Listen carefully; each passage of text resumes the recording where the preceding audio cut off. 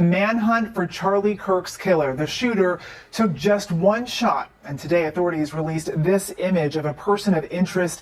They believe the shooter is college age and threw the murder weapon away in the woods when he made his getaway.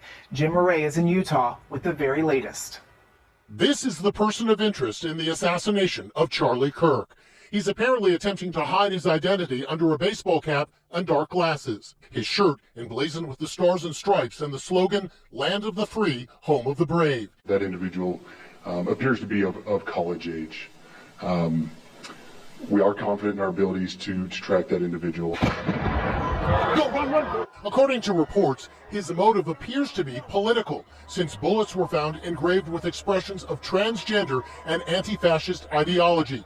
And as the hunt for him intensifies, we're getting a clearer picture of his murderous act.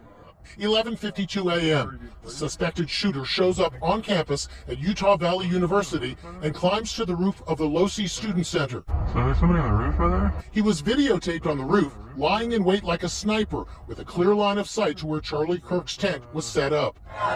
12:15 p.m. Charlie Kirk arrives and tosses hats to the crowd.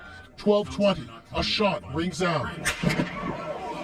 The conservative activist slumps in his seat and collapses to the ground. Rebecca Hales was 30 feet away and shot this video as she dove for cover. I was in shock, but I got down. I was with 3 other friends. They disappeared, and then I was getting trampled as we tried to run out.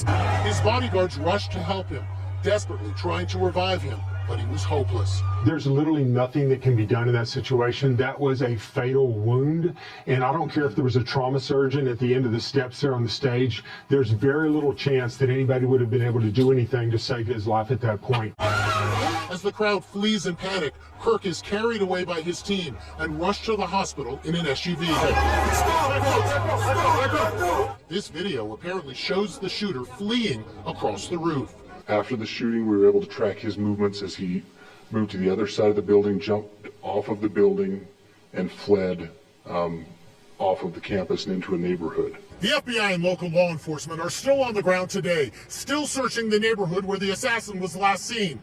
He ran through here and into these woods where he dumped the murder weapon, later found by police. It's an older model 30-06 high-powered bolt-action hunting rifle. There wasn't any, no fancy equipment, no fancy tech or anything like that. Very basic, what your average shooter or hunter would use during hunting season shooting deer. Today, there's anger at the lack of security. Just 6 local police officers and Kirk's small private bodyguard detail.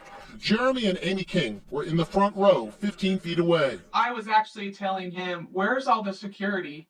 Because they didn't scan my ticket. He had his security, but I didn't see any other security. It was just his bodyguards. But Kirk's close friend, fellow firebrand Steve Bannon, says that's the way he wanted it. He knew about the security too, because he says, hey, I can't get too much security because it cuts me off from the young people, it cuts me off from the crowd.